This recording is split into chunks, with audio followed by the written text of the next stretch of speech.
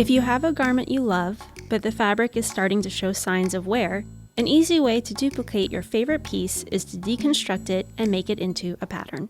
For this project, you'll need scissors, a seam ripper, marker, ruler, freezer paper, and an iron and pressing surface. Before you disassemble the garment, take a few reference pictures. This piece has 9 sections: a front, back, sleeve, cuff, shoulder yoke, collar, neckline facing, shoulder ruffle, and yoke ruffle. Also photograph interior details.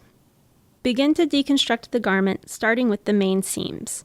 For this garment, that means the side seams.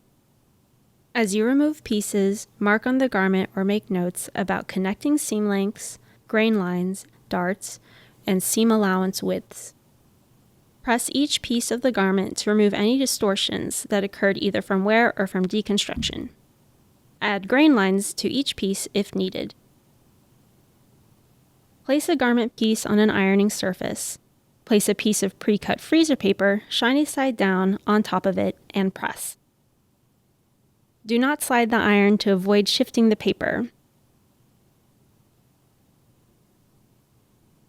Gently test the edges to see if the fabric and paper have adhered.